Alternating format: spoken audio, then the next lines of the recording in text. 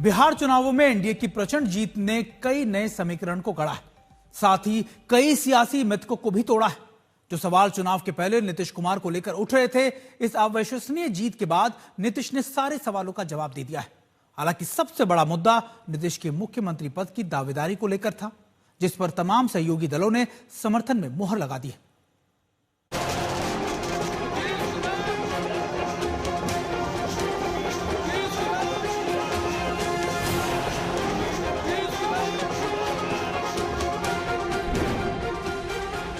दसवीं बार मुख्यमंत्री बनेंगे नीतीश कुमार। बदली बदली नजर आएगी बिहार की सरकार।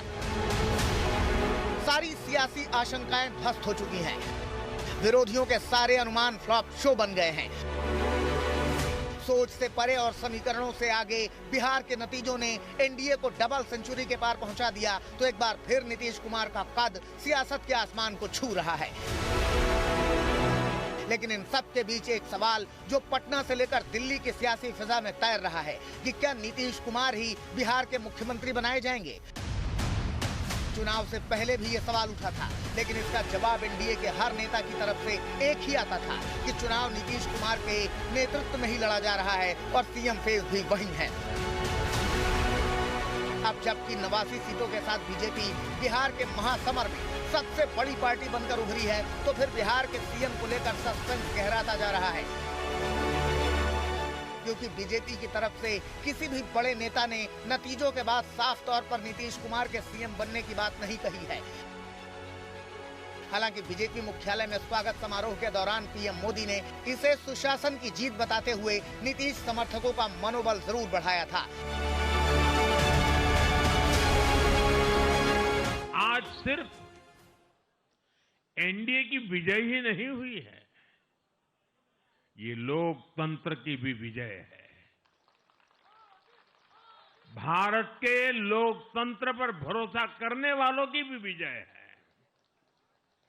इस चुनाव ने भारत के चुनाव आयोग पर जनता के विश्वास को और मजबूत किया। एनडीए का हिस्सा रहते हुए भी बिहार में कानून व्यवस्था पर सवाल उठाने वाले चिराग पासवान प्रचंड जीत के बाद नीतीश कुमार से मिलने पहुंचे और बधाई दी। इस मुलाकात के बाद उन्होंने पत्रकारों से बातचीत में नए सीएम को लेकर कोई राय नहीं रखी, लेकिन जब आज तक ने उनसे खास बातचीत की तो सुनिए इस बारे में उनका क्या कहना था। सीएम उन्हीं को बनना चाहिए, नीतीश कुमार को? बिल्कुल बनना चाहिए। एनडीए की प्रचंड जीत के बाद जेडीयू नेता और केंद्रीय मंत्री ललन सिंह ने जरूर कहा है कि बिहार में सीएम पद की कोई वैकेंसी नहीं है। सर, चेहरा सीएम के फेस के सिर्फ नीतीश कुमार बता तो दिए हैं कि कोई वैकेंसी नहीं है। सर, तीन डिप्टी सीएम की चर्चा हो रही है, इस पे क्या कहेंगे सर?